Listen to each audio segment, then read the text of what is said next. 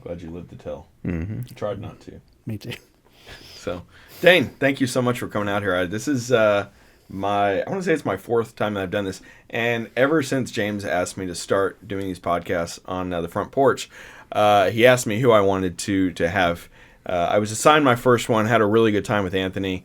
Kind of a pivotal time, I'd say, when he was ramping up his campaign, but still doing everything we could to build, fentanyl awareness. Yeah. And I think, this was not my doing, of course, but anything we could do to get Anthony a voice out there, and it just seemed like awareness spread and spread and spread, and that's just so fantastic. I don't really know, the tangible difference in numbers, but I know the summer before we were having those conversations, it was just really scary. Everything was going on. I think 9 kids died just in that summer alone. So, but I told James as soon as we started doing this that I really wanted to host you, and timing just never really worked out, and so finally made the stars align. So I want to thank you very much for coming on. No, I'm honored. With me. Hopefully it's fun. I just kind of try to let it go wherever the conversation goes. I guess maybe I could prepare a little bit more, but I just really enjoy the organic conversations that we always have in the back of the winery too. So it's fun. I'm not going to toot your horn too much, but a big reason why I did want to have this conversation for so long is just because, as a business owner myself, I've got so much respect for what you've done, and it's not easy where you're doing it. I don't think it's easy anywhere, but you're doing it in a town that seems to me like we're pretty hard on our guys in the wine, segment, restaurants, things like that. Why'd you start doing it? So I've always wanted to be a small business owner. It didn't matter what I did. I have a background in cooking. I like to cook. I always want to open up a restaurant too, but that was just so much capital.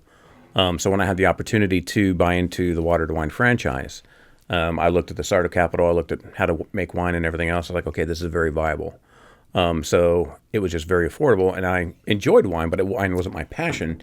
Running a business was, or is my passion, and trying to lead people in the right aspect and get them to that point in life where they can open up their own business and learn from the mistakes that I've made and be at a better spot than I was going out, because it's been all ad hoc in some ways. I mean, going into a franchise is good because you have a lot of business structure set up, but I mean, it could always be improved. Sure. So it was just something I've always wanted to do, was open up a small business and be my own boss. So winery was kind of wine was kind of the medium to get where you're going. Did you explore did you look at bars? Did you look at restaurants? Did you look at something that wasn't necessarily so, customer facing?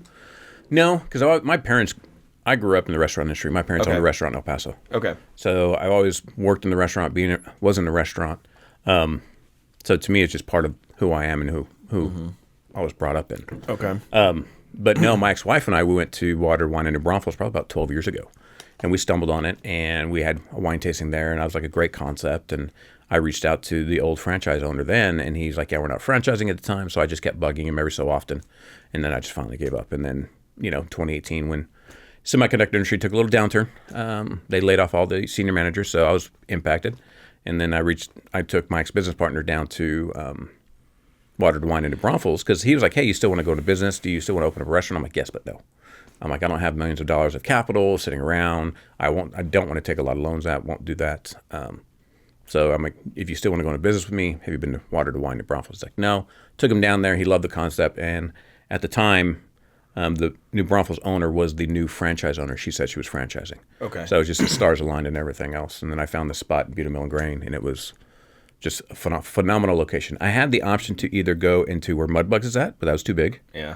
Where I'm at now, or where Dos Ovilos is at. Okay. But to me, I fell in love with the inside structure, because it was a complete shell from where I'm at right now. And that big bay window, to me, was just the accent point. Beautiful, yeah. Yeah. What,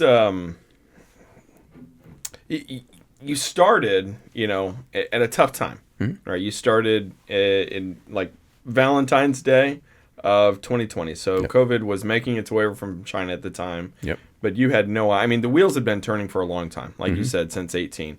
So was that kind of like a shit, man, like what have I just done type of moment? Or were you already kind of in mid pivot by the time that you're opening, making those changes? No, we were like, oh crap, what's going to happen? Because we didn't know we were going to be shut down. In 5 weeks later from after opening, and we had a blockbuster first 4 weeks. When they said, okay, bars are essential or liquor stores are essential, that's where I saw, okay, there's a light at the end of the tunnel. We can stay open, sell bottles.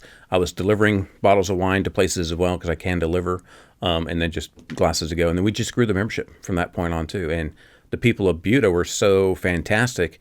And Kyle didn't have all it has right now either. So people were coming straight from Kyle over to Buda, and just everybody was getting memberships, buying bottles, buying glasses, and glasses to go. I was delivering a certain place to South Austin and just different things. And we just did what we had to do. It was just me and my ex-business partner working, and my daughter every once in a while at the time. And then, it was just fun. Doing what you had to do. Yeah.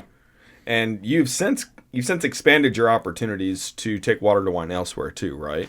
I've been still looking for other opportunities to take watered wine, to either open up my own, because I did purchase the franchise this year. Right. So I'm looking at expanding the franchise as well, and just also my Buda location. So my new concept behind watered wine is doing a tasting room within probably about an hour of a winery. So you can actually go have a smaller footprint and smaller varietals, smaller menu.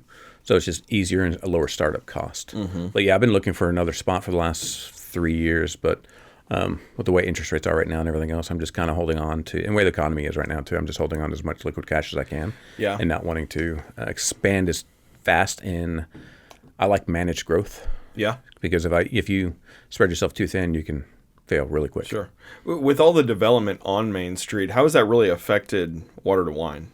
I mean, with all the comings and goings, it's kind of crazy to think that at 4 years you're kind of, you've been there a long time, but that's the truth. Has the coming and going of businesses there on Main Street really impacted you very much? Yes. So when some of the businesses open up down on the northern end of Main Street, it pulled people away from the Buda Mill and Grain to the north side of town. So not a lot of people were in the Buda Mill and Grain and everything else too. Valentina's did bring some business back to the Buda Mill and Grain, but now that that's closed and everything else, people are looking for elsewhere. But also the Dry Creek area and Kyle, and then that whole where Carve is at, Snooze and Kava and everything else. Right, it's just pulling a lot of people away from Buda as well. Mm-hmm. But to me, Buda is the place to be because it's more small town. Yeah. I had a great conversation with George Torres and Laverne and her husband Roman and Cindy yesterday. Came to the winery after going to Beautiful Tavern, and we're just talking everything else about what a great small town Buda is. Yeah. Because it's very small town kindness. Not really a bigger city. Just, okay, we don't care who you are. We just want corporate franchises in here. We just want whatever else. So to me, Buda is the place where it's going to be. And I believe the business is going to come back. I think it's just going to take a little time. And I think it's really great what you do. I mean, because a lot of times when I think of, wineries and things like that, it's a little stuffy, it's manicured, kind of a curated type of environment where it's nice, but it's like, it's very clean. And I'm not saying, sterile. Maybe sterile is more the look I'm going for. But something I really like about Water to Wine is there's not an air of pretension whatsoever. You go in there, you're more than happy to host events and just really support local businesses who are trying to, host networking events, kind of lunch and learn types of things. Are there any other kind of events that you guys host or anything like that? Music, I think you guys do music on Sundays, We right? do music, every Sunday 4 to 6. We do the first Thursday. I'll try to support local bands. I've gotten into going into 2025 a more set pattern of musicians coming in there. Okay. So I have more residencies of people because they have great followings and great music and everything else. I just want to keep bringing them back instead of swapping people out all the time. So to me, it's easier for me to manage as well as give them more of a voice so people know that they're going to be there. I like yesterday, we had Way Asian Fusion. They're a truck out of San Marcos, and they do. I think it's kind of Korean, Filipino food and everything else, and they sold tickets out of there, and we paired it with some of our wine, and so I try to support as many local small businesses as I can. Yeah. Just because I know how hard it is to get started. Yeah. And just having that support and that, backup is good. I like supporting local nonprofits like Buda's Brightside, Austin Angels. So I do a giving tree every year. So the Buda's Brightside giving tree is up this year, and I'm brought in Austin Angels, so you can actually buy a gift card for them. And it'll help support the foster kids. Nice. In the system. So I mean, as much as I can, I try to give back to the city that's given me a lot to me. Yeah. So that's cool. Yeah. We'll put those links in there. Okay. Thank you. Please. Any tips as far as who the residencies are going to be coming up in 25, or can you not Majority of them share are the that? same. No, I can definitely share them. So I have. Well, may he rest in peace. My first Sunday was always W.C. Clark, and I loved him. May he rest in peace. But he was such a great musician. So I have Cassandra Gould, who's another jazz person, who's been my first Sunday since W.C. passed. Then I've got Cassie Brandy. She's an amazing vocalist and pianist, and she plays with her heart and soul. She's been my second Sunday for probably the last 6 months. Melissa Raquel, goes by Honeybee Jazz. She's my third, and I have Fallon Franklin, so she played last night. She's going to be my fourth Sunday. And then I have a rotating fifth Sunday when there is a fifth Sunday. Yeah. But Tiffany Dawn is my first Thursday, so she always packs the house on first Thursdays from 6 to 8. She's just amazing. She does a whole bunch between rock to Tejano to Spanish music to just country. That's awesome. Yeah. So all out on the patio pretty much, or are they ever inside? No, it's all inside. Okay. So I don't have power on the patio, and the more I looked at it with the heat and the cold and everything else, it'd be very limited. Especially doing it on Sundays 4 to 6. It's just very hot. So I've kept all my music inside because it's cooler for the guests as well as the entertainment. Yeah. Okay. So something else that I noticed and that I really respect is that your faith kind of has permeated, something that you and we always talk about in our relationship, and I enjoy it. I feel like you leaned on that a lot in the business as well. Kind of how has your faith really permeated what you've been able to do with Water Wine and then kind of extending beyond there? It's a lot. There's days or weeks where it's just, real tough. So trusting in the Lord to provide, and as he always has and always will. I've never gone a day without food, and I'm very grateful for that.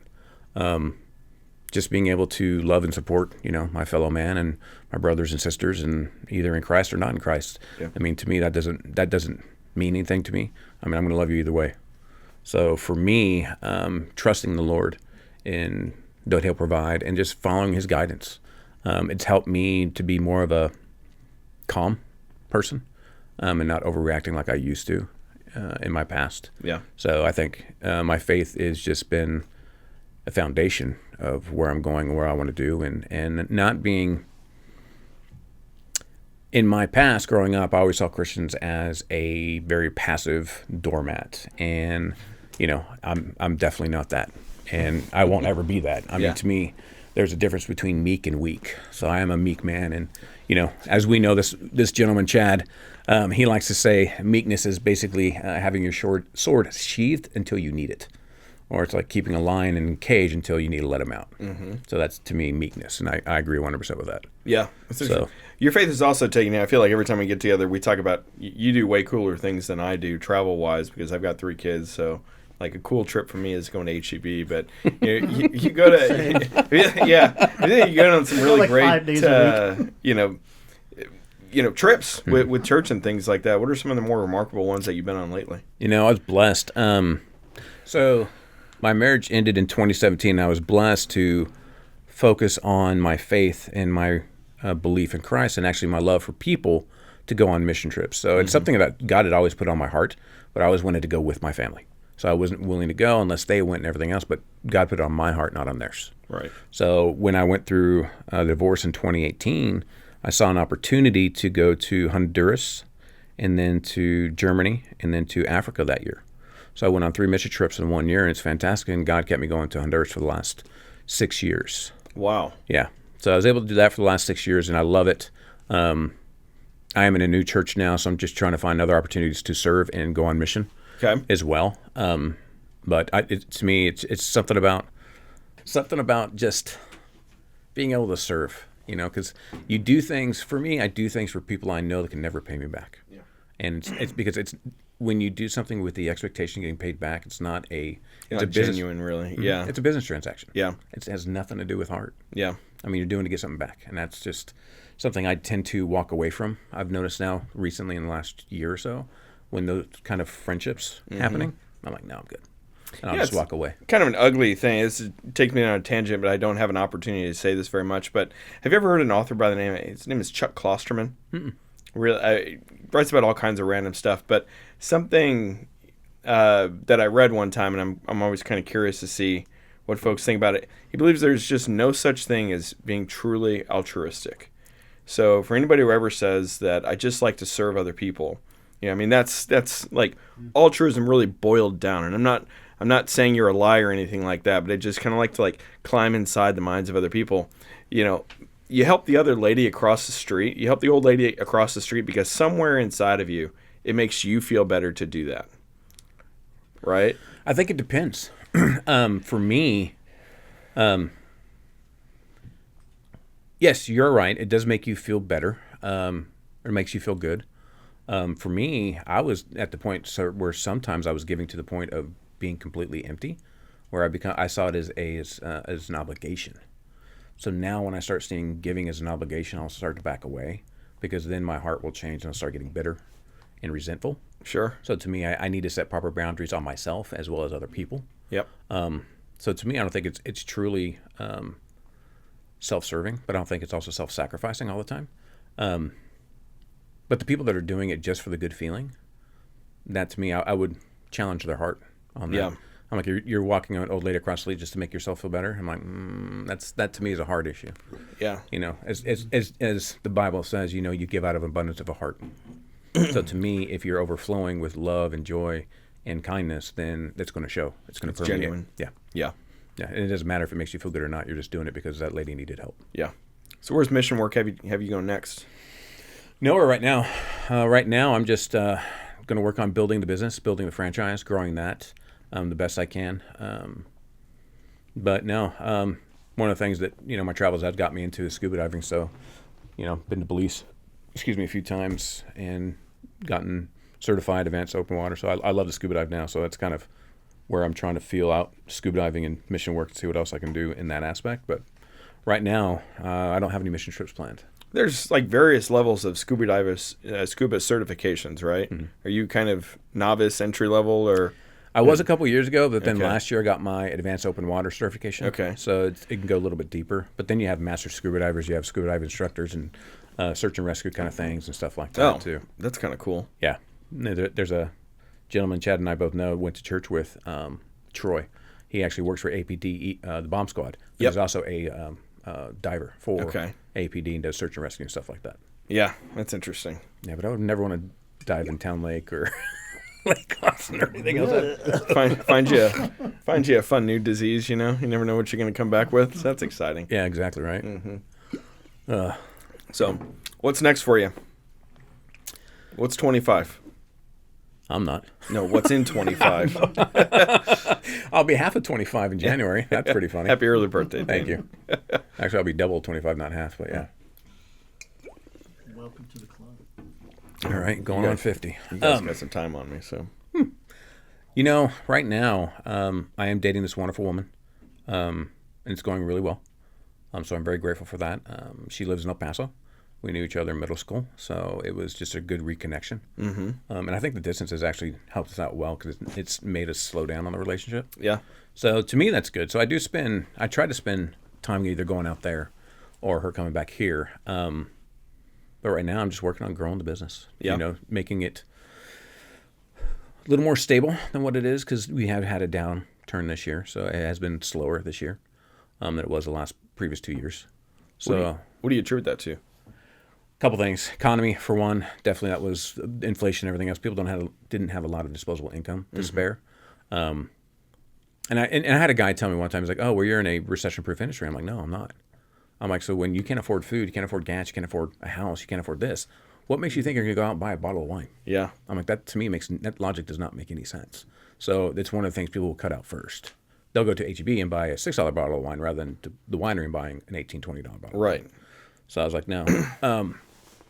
That as well as the growth and expansion in Kyle, the Dry Creek area, the Kava area, all the new places that keep popping up in Kyle. Yeah. I think it's pulling a lot of the people from Kyle back to Kyle, rather than them coming down to Buda. Yeah. So I know Main Street's taking a little hit this past year and a half or so. Just on the aggregate, just the entirety. Yeah, but 'cause you're it's- looking at, I mean, you are looking to take watered wine elsewhere, though. I mean, you have the opportunity to do so. Are you at liberty to say kind of where that might be? I would love to go to cities that have the small town mindset. I mean, it's not really a small town mindset because that can come off as negative. More the kindness and the feel, small town the vibe. feel. Yes, Yeah. exactly. Yeah. You know, the camaraderie, get behind each other, the help supporting each other, and everything else. Little cities like that. Wimberley's one of them. I'd love to get into. Dripping is another one. Bastrop. I would love to get out to Lockhart. There's just a bunch of little small towns in that area. that I'd like to get to. I wouldn't even mind going down as far as Cibolo, Okay. down in San Antonio area. Yeah. Finding some small, some places like that, small town comfort feel. Just kindness. I was trying to get into Bernie a long time ago, but that just didn't happen. Bernie. I had a spot in Bernie and was about to sign the lease on it, and another winery came in and took that spot. Had deeper pockets, yeah. But that gave me the opportunity to buy out my ex-business partner. So I was able to solo own Water to Wine Buda now, and that's done good. that for it's been about 2.5 years. It's been about 2.5 years. Really kind of firmed yourself up a little bit. Mm-hmm. So going to the small town culture, I think it's an intangible, right? You can't really totally explain it, but I'm going to put you on the spot. Like, what is it about? And it's primarily West Buda, right? I mean, it's everything around that main street, and I think the city has put a lot into that neck of the woods right there. But what is it about the culture? I mean, you're a business owner, so you've had to thrive or survive in that environment. But what really is it about? Is it the city? Is it the people? What really is? Try to describe that intangible nature of what's kind of made all those businesses succeed. It's both. So the Buda Chamber of Commerce, the EDC, are great with supporting small businesses. They're fantastic to help on grants and stuff like that. And then just the camaraderie of the Buda citizens. So to me, coming out of a military background, one of the things I miss about the military the most is the camaraderie. Because I know I had a brother in my arms, and right next to me, he could always have my back. I feel like that a lot with Buda. A lot of the residents from Buda, a lot of the citizens of Buda and everything else, they're just that kind of person. So I really enjoy that kind of camaraderie as well. Yeah. And then you find out the people that aren't. I mean, you'd have some people that's like, oh, they say they are, but then, words and actions don't line up. So it's like, okay. And that's okay. I mean, not everybody's going to be that kind of person. But I think the city's done a great job in regards to supporting small businesses and bringing up small businesses. Dodie Hones, the Mill and Grain, has been good at putting businesses into her mill and grain to where it's not a franchise. No, let me rephrase that. It's not a corporate franchise. It's very small. Feels homey. It's very homey, very casual, very just comfortable. So no Applebee's coming anytime soon? She would never. She would probably never allow that. She's big on giving small businesses an opportunity. That's not what's going to go into Valentina's spot is Chili's. I have no or idea what's going on there. like that. I did hear they signed a lease, but I don't know. Oh, yeah. So, but I don't know who. There's an NDA in place. Nobody can really say. You heard it here first. Yeah. Maybe. So. Yeah. Well, they took the lease sign down, so that came out. But I heard they were close to signing a lease. So I just made the assumption that they signed the lease based off them pulling that lease sign down. That's brand new news to me. That's interesting. Yeah. So I'm looking forward to see what goes in there. Yeah. Valentina still owes me $26 for my taco debt, but I'll show up in bankruptcy court. It's set up for barbecue. What if they put a Terry Black's in there? I've heard, I've heard of that. I've heard of some popping up. ramen deal. I've heard of all kinds of things. Oh, I'd love to have a ramen sushi place in there. That'd be awesome. that There was was talk about floated that at for a one long point, time, yeah. wasn't it? Yeah. There was actually a ramen sushi place that was supposed to go into where Dos Ovilos was, Okay. but the guy ran out of money when he was building it out. That's a big space. I mean, Where Dos Ovilos is? no, where Oh, yeah. Valentina's is. I mean, for a sushi place, that's huge. That is huge. So, That is huge. One thing I thought would have gone great in there would have been like a upper scale food court kind of thing. Have like multiple restaurants, but little more upper scale and everything else, not like Esparo or Kind of like an indoor food I would truck. love a Sbarro. I mean, take me back. Corn Dog 7, I'd freaking love it. hot dog on a stick. We will dress you up like that, and you can jump it down and make lemonade, Terry. You had me at Sbarro, okay? Is there anything I Don't can give move in me there any that would ideas. kind of be a threat to you? No, I No? really don't see that. I mean, we have Dos Ovilos like literally right next to me. Yeah. I mean, Dos Ovilos has hundreds of bottles of wine and everything Yeah. else too, and they serve. But to me, what I try to do, I don't work on competition. I work on camaraderie. Yep. So I work on collaboration. So I mean, I always promote outside food in. So you can always go get Dos Ovilos and come in and drink our wine and everything else, and bring your food in. Sit on my patio. As long as you're drinking my wine, it doesn't bother me if you don't buy food from me. Yeah. So, no, I've always tried to work with collaborations and working with other small businesses up and down Main Street or even on the east side or whatever else the case may be, just to build all of us up. Yeah. Because if we bring more business to Buda, we all win. It's not a me versus you kind of mentality. People. Yeah. More people coming in from Austin, more from Kyle. Yep. Are you guys, I saw on Facebook or whatever it was, you guys were doing those collaborations. Y'all did it with Makoko, stuff like that. Are you guys still doing that where you're pairing wine with different food from basically around Main Street? Yeah, I called it Exploring Buda. Okay. So I wanted to do it. We first started doing it. I I was just doing it for fun. And Yeah. then I was like, oh, we need to start promoting small businesses. I mean, I did Beautiful Tavern, did Mud Bugs, did Macoco's. We've done Jake's Pizza. So if you want to bar, go to Jake's. Fantastic pizza. It really is. We started off with Main Street. Yeah. But no, we're still doing those. We're still trying to find other spots and everything else, locally owned small businesses, small restaurants that have good food if we can get in during the business hours. Yeah. This past week we did a Thanksgiving plate. So we didn't do a specific place. We did turkey dinner with yams and stuff like that. So we're like, this is what you compare for your turkey dinner. That's great. I'm glad you guys are doing anything. I think I like stuffing. Everything else Thanksgiving is trash. I'm sure you saw my celery post lately. I did. It's all absolute trash. I'm disgusted by it. So I'm glad that you're supporting the Thanksgiving plates or whatever it is that you're doing, but it's disgusting. So, Well, You don't even like green bean casserole? it'll do. You know, you like stuffing though? You're like one of Yeah. the I like stuffing. rare. Really? Yeah. Because Yeah, there's a I lot thought of that people was that kind of a universal thing. By the time I get to stuffing, I'm already full. Yeah, I don't That's the know thing. anybody who's like, man, can't wait to get my hands on that turkey.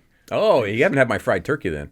I fried turkey, so I do one every year for the team and during Christmas at our Christmas party. Cajun fried. And I brine it and then I inject it with Cajun butter and everything else and Cajun seasoning and everything else, and I fry it, and it's phenomenal. Yeah, you got to do it right. I mean, that's great. Good. I'm sure it's lovely. I'm trying to convince you. I'm bringing you over to my side. Save me a slice of your brine turkey. Oh, I'll save you a slice. You can try No it. sweet potatoes with the marshmallow. It's all okay, right? Yeah, that's true. Like it's I all get okay. I get where you're coming from. I do. Yeah, Yeah. but yeah, I make homemade cranberry sauce. I mean, come on. It's got out of the thing. That's what I used to do until I got a recipe for it, and I do both. So You mash your own berries. I do. It's very sugary. It kills my diabetes. So it really does. It's fresh cranberries with like a cup of sugar, a cup of water, and a bag of marshmallows. So yeah, it's just straight. Yeah. That's why this body is earned, not given, right? Exactly. Exactly. I do well keeping that up. I mean, the baby kicks every once in a while, but that's okay. Outstanding. So, What are your plans for Thanksgiving? man, so we're gonna go up to Burnett. My folks live out on Lake Buchanan, so I'm gonna go there tomorrow night through Thursday, and then this is not really laughing, but it's my mother-in-law passed away in September, and in my profession, I always tell the oldest daughters, and they never really know it, right? But I always tell the oldest daughters, care of mom or care of your parents is going to fall on you, and then when one of them passes away, you will be the mom. You become the matriarch. And my wife, Allie didn't know this until really today, that Thanksgiving is on you now, because it's the first Thanksgiving since my mother-in-law passed away, and so she's really realizing that there's so much to do. So anyways, we're going to go to Burnett tomorrow through Thursday night. And then Thursday night, we actually have to go in early to Georgetown because that's where we have Thanksgiving. And my wife's just going to, I don't know, probably labor all night long to cook turkey and cranberries and all that stuff. So then we're going to do that. And then we're going to help him decorate Christmas Nice. for the first time. So it's one of those, it's the firsts. Yeah. We're in that season of firsts. So I don't really know what all awaits there. So, but that's what we got going on. Nice. The family love letter. So we talked about this a few times too, trying to get a family love letter in Water to Wine Buda and everything else. So I was scrolling through TikTok today and something made me think of the family love letter. So when are we going to get that going? Yeah, I like that a lot. I'm not sure how much we've really talked about on here. I think it's with every, client or loved one of mine or whatever that passes away, I'm just really kind of, this is impressed upon me more and more, just the need for people to have these conversations that inevitably they don't have. And, I think it's going to be really great to go do it up at the winery sometime, kind of, mentioning, your willingness, because that really is, I mean, I am so convicted about something like that now that I really feel like it is a great PSA, a great message that people need to hear. And I think that really plays really well into your passion of, hey, I mean, this is for the community. Let's let them hear this and get exposed to this. So, we'll share more information on that when that comes out. But I think I'm really excited about it. I don't know, I shared this, and I think this is probably something that, a lot of son-in-laws can probably relate to. But, I gave I gave, Allie's parents this last December, and I said, hey, I'm really geeking out about this family love letter thing, and I'd love for you guys to do this. Hopefully, we won't touch it for, like a half a century, but I think this is really cool. And, it just never really came to fruition. And so truly it was sad. It was sad because we were really left guessing in the days after she passed away. What would she really have wanted for this or that? Whereas there's just something super powerful about, having had that conversation with mom or seeing it in her handwriting. And so that's what I really want to impress. I mean, it's great if you can leave a financial legacy. All that stuff is really cool, and be prepared and have relationships, all the big stuff there. But there's just something really, really cool about, seeing in mom's handwriting, I'm going to love you forever. And, this is the picture that, really meant a lot to me of us, and I really want you to have it. Like, things like that are really cool to me. So I really want I want families to have that as well. So Yeah. Hopefully we can do some of that. Yeah, I'm looking forward to that. Yeah. Looking forward to that as well. I worked with Stephanie Hernandez recently on a men's mental health awareness seminar at the winery, which went pretty good. We want to do another one. We actually got asked when our next one's going to be. We haven't sat down to talk about it yet. Man, I'm such a huge proponent, geek out about stuff like that. It's so stigmatized. It's like we're not allowed to talk about it. Is that something that just kind of found That's it? why we're here. Yeah. I mean, obviously being a veteran, I mean, that's, there's kind of a heightened awareness. I've been in the Air Force. But is that kind of something that found you, or how did that cause end up at your door? That cause ended up at my door for personal reasons. Back when I was 13, I tried to take my own life. Guys weren't allowed to talk about it. I was told, boy, men don't cry. You can't do this. You can't do that. And I was just I love being a Gen Xer. I really do. But it did take its toll in regards to being made fun of or being pushed constantly to live to expectations you would never reach. So it got to a point where I was just done. I praise Jesus that I had friends that cared enough about me to check on me that night. Yeah. And, take care of me and get the pills out of my throat and call the do all those things. Yeah. So to me, it's very personal, because after I went through that and graduating high school, one of my good friends, he decided to take his own life. And he had, from what I understand, changed his mind. So he was doing it via carbon monoxide poisoning. And he actually ended up changing his mind, and they found him in the laundry room. But he'd already Poisoned himself. Yeah. So he was in between the garage and the laundry room. And then I had a good friend of mine who was in the military who took his life after. It was just, there was just a series of events that made me realize that, hey, men's mental health is something that needs to be talked about. It needs to be brought forward, be made aware. Yeah. I've heard too many people that, I've talked to people that have wanted to kill themselves, and I've just sat with them for hours and just listened to them and just supported them, just so, they make sure they make it one more day. To me, an organization I love is 22 a day. I mean, there's 22 veterans a day take their own lives. I mean, there's stats out there on how many people, just non-veterans or period, how many men take their lives a day. You live through standards that you just, for some reason, they're just impacted, and guys can't have feelings or whatever else the case may be, and they just have nowhere to talk to. Right. I know there's so many guys out there, thank you, sir, that are just feel alone. Yeah. I mean, especially during this time of the season. That's why I really had that seminar beginning of the month in November, because November, I believe, was Men's Mental Health Awareness Month.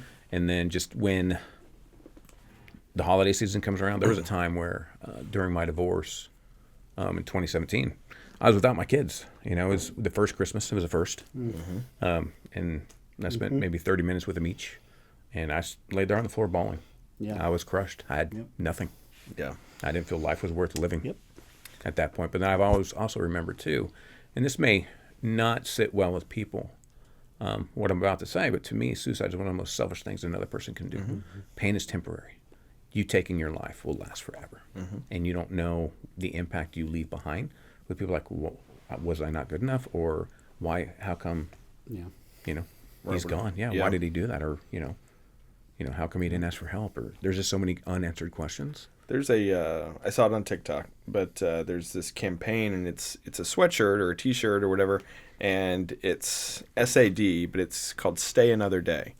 And on the back, have you seen that? And I think it's really, really cool, and it's got like 100 reasons to hang around, and I think that is so cool. And all these people they're getting on there, and they're saying, yeah, I wore my sad shirt to the grocery store today, and somebody tapped me and said, hey, thank you so much. Like I didn't, I don't know you, but I needed what was on the back of your shirt, and I think that's stuff is so powerful. Yeah, I mean, yeah, it is. As guys, right? We suffer in such silence sometimes. You're just, toughing it out, and who's going to care? I don't want to talk to my buddies because I don't know what they're going to think about me, and all those other things. But I think the stigma is finally, the walls may be coming down a little bit, and so I think that things like that are being hosted at your place is really cool. Now, what is it that she does? Stephanie's just a coordinator. She does events coordination and everything else. That's part of her. That she works for a company that does it, but I think it's Safari. I think it's the company she works for, but she also does it on the side as well. But she just organizes and gets people together. She used to work for APD. She has a survivor story as well. I mean, she's just a very unique person. She just has all the context to bring everybody in. Yeah. Like she knew the Hays County mental health resources, the Hays County sheriffs. So we have Mo and Sergeant that come in and everything else. So we have four officers that are just for mental health in Hays County Sheriff's Department. We have 2 in Buda, I think, and 1 in Kyle. So there's people that come out there that just go out there, so you don't have to call a armed uniformed police officer. Right. They'll go out and talk to you and everything else. Yeah. And help you out of the situation. They'll tell you what resources are available for people, because not a lot of people know there's resources available to get help. Yeah. So and I think that's fantastic, because my expectation is that I'm just going to weather it. But a night becomes a day, becomes a week, becomes a month, and then it's just been a crappy year. You know what I mean? I think we can all probably unfortunately relate to that. And then you just on the hamster wheel of sadness, So one of my big things, reason why I wanted to have that one at the winery was primarily for a lot of the ladies too, because there's symptoms or signs you can look for in your boyfriend, your husband, your son, that you can actually see, okay, what's going, maybe it's some cues you can pick up on, and then just maybe start opening up the conversation of saying, hey, what's going on? Are you doing okay? And just things like that. Because I'll reach out to friends when I haven't heard from a long time that I know that have been on the verge. Yeah. I'm like, hey, guys, what's going on? And just like that, just cues to pick up on. What are some of those? I want to say inappropriate jokes in regards to, I'm just going to, right. shoot my, but there's always truth in kidding. Absolutely. Always truth in kidding. Yeah. So you can always just, when people are making jokes like that, or I'd be better off not here. Right. Or, y'all would be better without me. Things like that, little comments like that, or just withdrawing. So withdrawing is a big one. Yeah. So,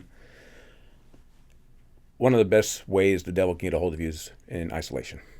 I mean, so to me, there's a time for solitude, and that's good because you're actually spending time with Jesus and reading your Bible and everything else. But it's when you start pulling away from that, the devil can really play with your mind. I mean, he really can. And almost everybody I've known that has taken their lives has been in that point of isolation. So a lot of the withdrawal, a lot of the pulling away, a lot of the I don't want to talk to anybody, I don't want to see anybody kind of things.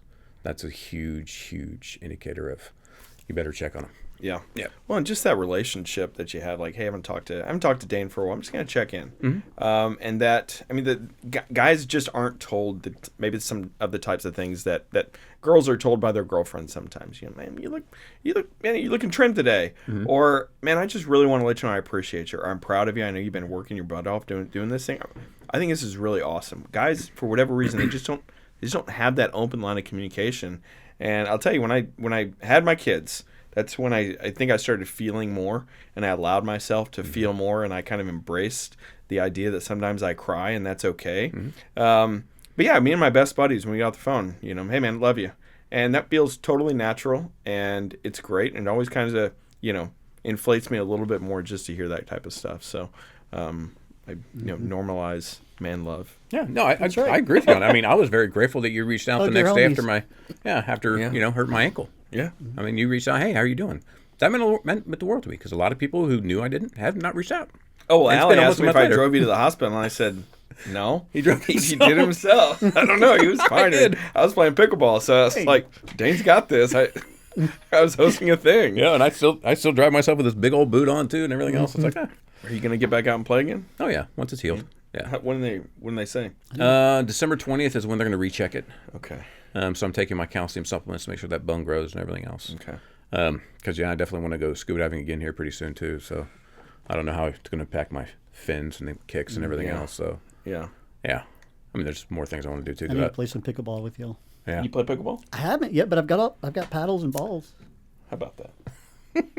I'm waiting for somebody to take me out pickleball. Well, and on the I used to play tennis, so I'd be pretty good at oh, it. Yeah, so you you'd would. be I I mean, great. I've hit it around. I just haven't ever really played. So we've been doing it on the fourth Thursday of every month, and we've been going up to like Buda Acres on South Lamar. Yep. Yep, it's a really cool place. Me and just a few other, there's some realtors. There's so that'd be good for you to know, like an estate attorney. Just kind of, it's folks who can afford to play pickleball on a Thursday afternoon, right? People who have their own schedule. Yeah, kind of and so thing. that's kind of cool. And so it's kind of like soft quasi networking, hardly at all, really. It's just like, oh, hey man, what do you do? What you want to go play? So last Thursday of every month, but November and December, we doing it the 3rd because of holidays. Okay. But it's just kind of like a pickup game of basketball. There's good times. There's been 14 people out there, and it's. Did you see that video of that guy that kicked in the face after I did. That was intense, huh? What happened? they went to shake hands at the net, and he smacked his racket out of his hand on accident, I think. And he bent down to pick it up for the guy, and the guy goes wham, jacked him right in the face. Yeah, it's pickleball intensity, man. I'll pull it up. That was wild. I'll keep talking pickleball. Yeah. Well, I think I'm going to go to the December one and say, hey, this is what can happen to you. Yeah. I mean, that was intense. But these guys, I don't know. You know Aaron Trahan, right? No. No, he's like a life coach, professional coach type of guy. He's got bald head, young guy. He's been out to Kim's Deals a few times, but he came out there for the first time, and he came from a tennis background. And that guy's an absolute stud, and so he picked it up real easy. Oh yeah, here you go. I don't think it was on accident. I think the guy got a little too macho.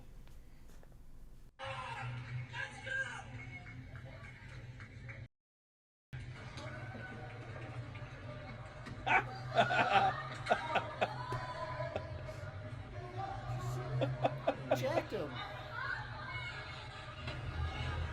I think he kicked him on purpose.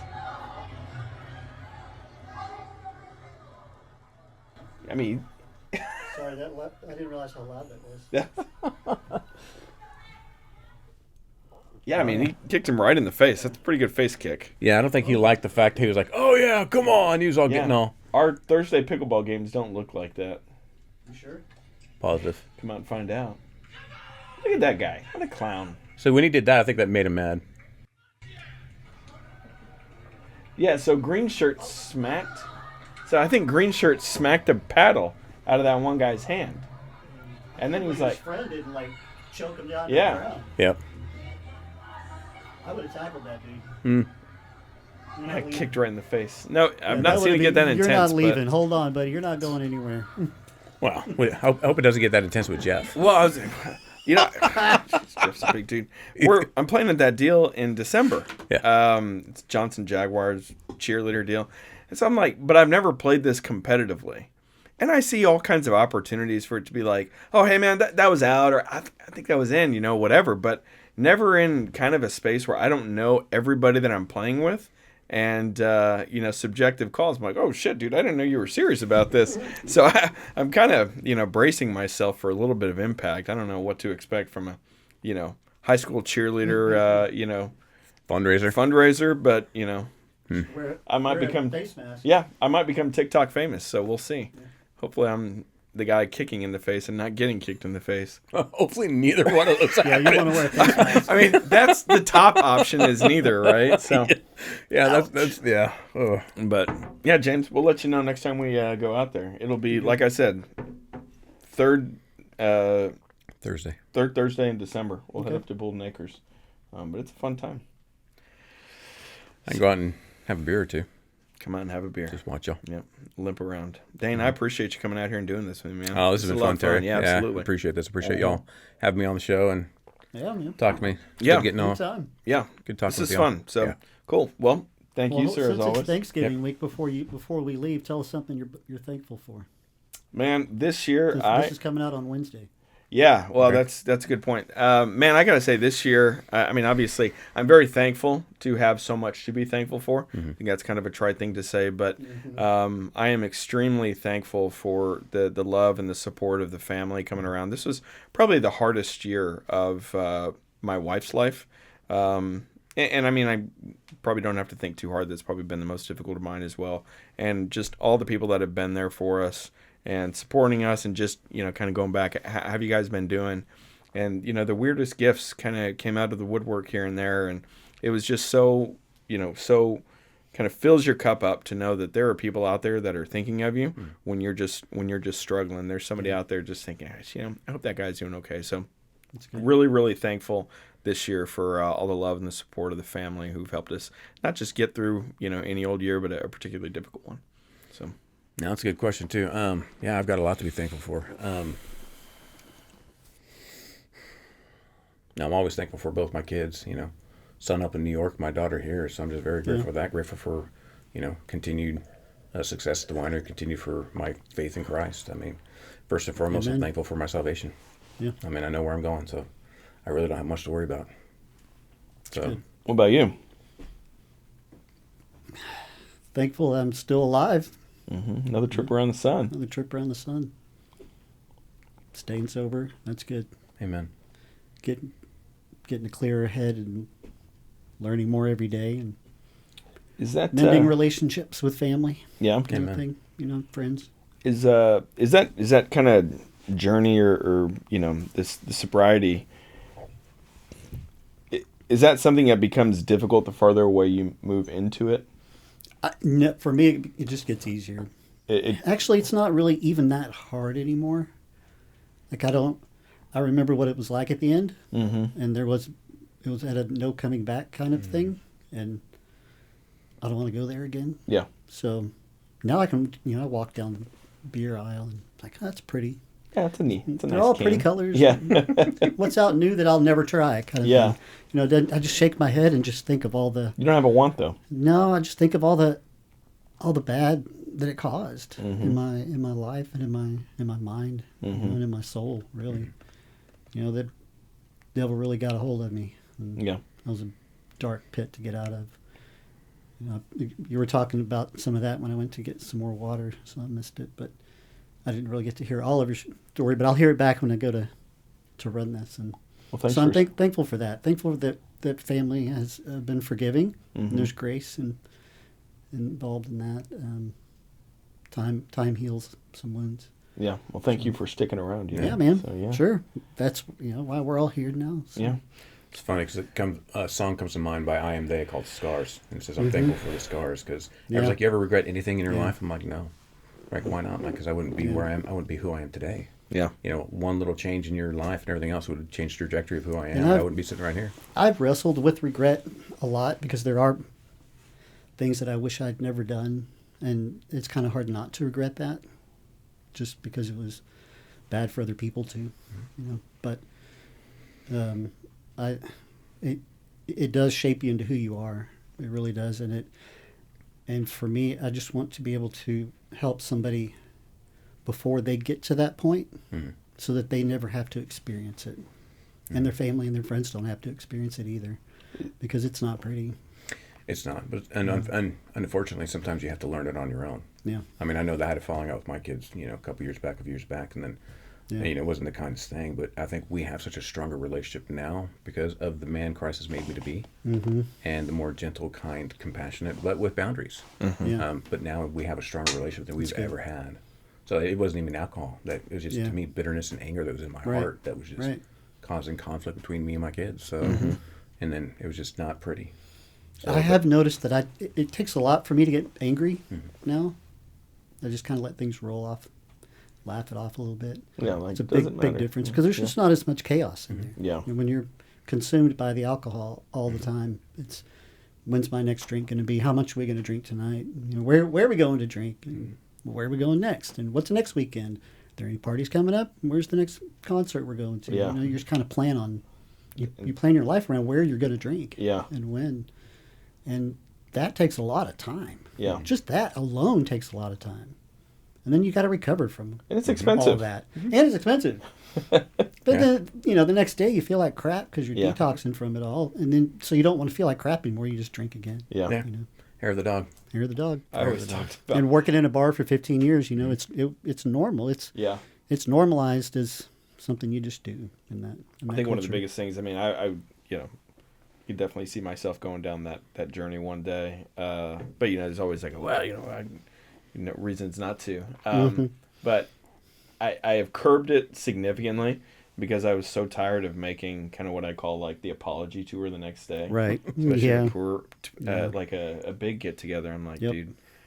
And it's the worst. I mean, like, it's fine if I was like a jerk to you and we were playing a game, but it's the worst when it's like, I know I need to apologize to you, but I have no idea what for. Right. And I have no idea. Pretty sure you're mad, though.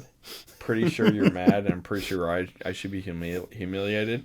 And I think of, like, the kind of things that go around in my mind. I'm like, man, if that ever gets out of my mouth, oh my gosh. And I'm sure when I'm drinking, especially if it's brown, it has a good chance of getting out. If it's brown, has a few ice cubes in it. Yeah. God, so, But we won't put this on there because I don't want to scare people away from going to see Dane. I'll cut you out. I had to cut people off yesterday, so yeah. I mean, I will let you get to that point. So cut people off of wine, huh? Mm-hmm. Yeah. Well, no, they pre-gamed, and then they came in the winery a little bit tipsy, and that bottle pushed them over the edge. That happens. Yeah, I'm like, no, sorry guys, can't do that. That was always the riskiest thing in bartending, is especially downtown in clubs. When you never know who's coming in from where and how much they've had to drink or what drugs they're on for that. Yeah. Yep. Working downtown was a risk, man. And I somehow survived, never going to jail for that. But. That's awesome. I mean, because that's a big thing, too. Because, I mean, I tell people all the time, I'm not going to lose my license to you. I love you and everything else. You never know. I mean, but 90% of the people down on 6th Street are hammered. Oh, yeah. On any given night. No, I've actually trained and taught my team to watch where people are coming in from. So they're either coming in from mud bugs or sometimes they're coming in from nades, whatever's they're bar hopping. I'm like, keep an eye on where they're coming from, and then watch their speech and watch their eyes. Like, okay. Yeah. So then they've done a good job, either cutting people off or not serving them, or giving them one glass and that's it. So. Well, that alone kind of scares me because I mean, like, you don't know who you're cutting off and how they're gonna react. They may be real assholes. Like, I've seen it all. Yeah, I mean, sometimes that probably working downtown in the 90s. Yeah, saw it all. Oh, brutal. Oh yeah. So they bring you in to do the dirty work for them, or they? Oh yeah. Oh yeah. I've actually had to ban people. I've had to ban at least one guy for threatening me. Yep. I'm like, nope, that's not tolerated here. You're done. Yeah. He's like, you're being an a-hole. I'm like, bingo. You're drunk. Yeah. Like, goodbye. Yeah. Like, you're not welcome here anymore. If I came over to your house and acted like this, you'd kick me out too. And that's the biggest part too, because I mean, when people ask me about the winery, I'm like, the winery to me is an extension of my home. It's an extension of my living room. Right. I mean, it looks like a living room. How you make your living too. It's a welcoming place for people, not it's a safe not place. a place for your drama. Yeah. Exactly. Exactly. It's a nice, comfy, safe place where people can just come hang out and just enjoy a nice glass of wine. Eat some cheese if they want to. Chex Mix, Mud Bugs, Dos Ovalos. Whatever they want. Lots of good options. Yeah. I mean, that's a cute little area. It really is. It really is. The one of the biggest ones is Sip and Stroll Night, which is coming up. Yeah, 13th. So that's always a funny one because the ladies, man, you have 20 to 25 different places serving alcohol, and they're about a 2-ounce pour. So they're almost taking a shot every time in about an hour and a half. So you have some really, really. It's primarily women too, right? It's a mix. Really? Yeah, it's a mix. There's a lot of couples that go out and everything else and just walk around and hang out and everything else. So. Yeah, that sounds like a real adventure to me. Allie always goes every year, and it's like, house moms untethered, and I'm like, whoa. Yeah, I do have some friends that come by and they'll just sit there and just to watch. That sounds kind of nice. Yeah, because just have a glass of wine. It seems like, Yep. All of you making their way through. So yeah, but hopefully people start on your end. It would make sense to me that people would start on your end. Yeah, that's where the parking lot and go around, right? Because you're at the parking lot. Well, it all depends because now there's 2 stations where you actually can pick up your swag bag. Okay. So there's one on the north side and one on the south side. And last time they did it right in front of the winery where they could pick it up, which is great. Some people started there and then people just walked up and down. Yeah. But then some people just started way down it, where it's like Beautiful Tavern or Taste area and everything else, and walked their way up that way. Like they're doing pedicabs again, but they're doing for small business Saturday. They're doing a trolley, which is really cool. They have a bunch of different trolley stops. Huh. Yeah, they're going to do a trolley, I think 2 more times in December too. Okay. On the weekends or on Saturdays, so that's gonna be cool. Taking people to and from, and it's free. Buda does a good job with holidays downtown. Mm-hmm. Yeah. I wonder if that's all part of their Main Street grant too. because it's when I was at Ed Jones that they got that, and it was huge. I mean, they just got a ton of money, and they infused. That's why you have all the lights that look all the same and stuff like that. And then I got fired for having a dick in my drawer. So. What? You don't know this story? I don't know that story. Are you kidding me? Do you know this story? No, but we're still rolling, so tell us. Absolutely. Yes. Let's tell it for the Man, world. outstanding. So, well, I'd always hoped that I could one day say that a rubber dick was the best thing that happened to me in my professional career. And we've gotten far enough away from it. It's like been 7 years. And now I'm in a place with my life and my business where I can confidently say that a little rubber penis was the best thing that ever happened to me professionally. I can't believe you guys don't know this story. So I was working at Ed Jones, right there on Main Street by the... Where Kevin Sposs is at? Yeah, in Kevin Sposs' office. And right next to the Chamber of Commerce, had this great little office, inherited a really good book of business from the lady who left. And, cute little office. I decorated it. And my old colleagues from my former, career came in and were like, man, this is a cool place. You did a great job with it. We got you a little office warming gift. And they gave me this little rubber penis. And they said, hey, don't fuck this up. And I was like, oh, sweet. That's cool.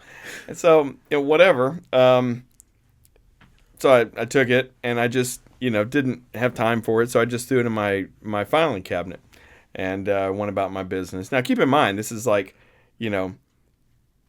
there's my office, and then my office is inside of my office, and then there's obviously my filing cabinet that's in there. So this little rubber penis was tucked well away. But the way that Ed Jones handles compliance is they come in there and they turn your whole life upside down, right? I mean, where I'm at now, compliance just like monitors emails and, says that kind of stuff. But they turn my whole life upside down, and they asked me about it. And I was like, oh, yeah, man, it's just this gag gift that I never threw away. It's silly, but whatever. And they were like, okay, well, we just need to, tell, corporate office. We write down everything, so everything's fine. And that was like September 30th. And I'm like, shit, man, like, that was weird. And thankfully, I went home and I told Allie. And I worried about it for an entire month. So, like, all that October, I kind of fretted about it. And then they called me on October 30th, and they said, hey, we thought about this for a month, and due to, incongruence with firm policy or whatever, we're going to have to let you go. Oh, no. And I was like, I didn't really have time to argue. I mean, this was a call that I got from St. Louis at 5 o'clock, on like a Friday afternoon or whatever. So there was no conversation to be had. So I was just absolutely floored. You're like, can I show you a receipt for it? Yeah, I mean, like, I don't have it anymore. I got rid of the rubber penis. But I'd never been fired before, much less for being a pervert. And so I'm like freaking terrified. Wow. So I went home and I told Allie, and she's like, really? I'm like, really? So, so that was that. And it was about this time of year. Like I said, it was October. And so I went and I filed for unemployment. I didn't really know how that worked, but the checks started coming in, so that was cool. And then I had to have my unemployment call with this nice lady, Brenda, perhaps, I don't know, Brenda Betty, whatever. And I just remember I'm sitting in my robe, Allie goes to work, she takes the kids to school, and me being a productive member of society collecting unemployment for keeping rubber dicks in my office, I'm having a conversation with this nice lady at the unemployment office, and she's asking me all these questions. Because then it's like a battle, right? It's like, I'm trying to collect. They don't want the claim. And she's like, well, Mr. Lee, what was it? And I'm like, well, it was a gag gift that my old coworkers gave me. And I guess it really wasn't, like down with, Ed Jones. And she's like, sir, you're going to have to be more specific than that. And I was like, oh, well, like, it was like a phallic object, it was kind of silly. Again, it was inappropriate, granted, but that was that. And she's like, phallic object, okay. Mr. Lee, you're going to have to be more specific. I'm really like, in order for me to complete this case, I'm going to have to, and I'm like. Now I think she's just teasing you. That's what I'm like, yeah. And I'm like, look. She's typing it in and laughing. Right? Yeah. Well, and I'm like, well, it was like. Would it be a good one, pass around the office? Yeah, around the old unemployment office. She's got you on mute. She's like, everybody, come here. Yeah. Come here, look at this. And I was like, well, it was like a little rubber penis. And she's like, Mr. Lee, you're going to have to be specific. And so I was like, and so finally I said, all right, well, to be honest with you, I'm getting a little bashful on this end of the line. You sound like a very nice lady, and I'm not comfortable talking to you to the way that I'm about to talk to you, but we got to do what we got to do. And I said, it was a little rubber penis, about the size of your hand. It was not a dildo, and it was just like mushy, is what I said to her. and that was the end of the call. The checks kept coming in, and that was fine. But the way it works in my business is that you have to, you got to go hang your licenses somewhere, right? You can't just be like, oh, I've got my 7, and, I'm going to go drive a bus and, do this and do that and just like come back later, right? It's like, I've got to go hang it up somewhere. And so I applied to all these places, a lot of places reach out to me on LinkedIn, stuff like that. It was good. So that's kind of how I spent that in November and December. But I would go in there, and I'd done really well where I was before the whole penis incident. And I would just go in there and be like, look, I'm just going to get this out there because I don't want to have a really good conversation. And then for us to arrive at the end of the conversation only to find out like, well, gosh, Mr. Lee, like, why are you here? I'd be like, okay, and tell that whole story again. So I just came out there, like, put the story out on there. I was like, all right, well, here's the deal.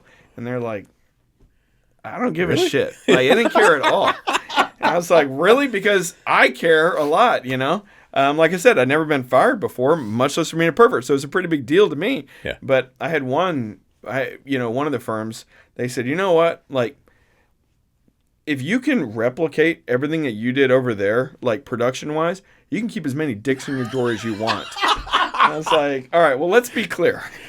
I don't aspire to have a lot of dicks in my drawer, but that is comforting to know. And so that was that. And then, it's popped up everywhere along the way. Every stop along the way, the little rubber penis story has popped up. But now I know what I'm getting you for Christmas. Yeah, that's good. If you could, taper it down a little bit, because I'll hit that button a couple of times there for the well, it's funny because now I know what I'm going to get him for Christmas. Yeah. It's going to look like it's going to be a wine bottle box, but hey, drawer of them. I got my office got me like dicks in nature, a calendar, and it was a whole bunch of like rock formations that looked like dicks. Perfect. I was like, you guys are really something else. It's a stocking stuffer right there. So yeah, but yeah, man, I can't. You can take it with you never to heard Nate's. that story. Yeah. Now the whole world's gonna know that story. Yep. Did you Fantastic. say you put it on LinkedIn? The story? No, I didn't put the story on LinkedIn. No. You getting ahead of it, just put it out there on LinkedIn. Yeah, hey guys, I'm the everybody to dick in the see. drawer guy. So if you're gonna hire me, here's the story. Just go ahead and read it. Yeah. Let me know. Do you know if what Saturday want me to Night come Live in. is since you're so young? Yes, Dave. Okay. Have you seen I the can be skit? the dick in the drawer guy. No, you can be Dick in the Box. Have you seen Yes. that skit? Yeah, okay. Yeah, that was from like the early 2000s. Yeah. Justin Timberlake. Yeah. So yeah, but that's the story. So, all right. Well, I've really got to go to the bathroom. That was amazing. Yep. No, That was good. fun. That's a good place to end. Thanks, y'all. Yeah.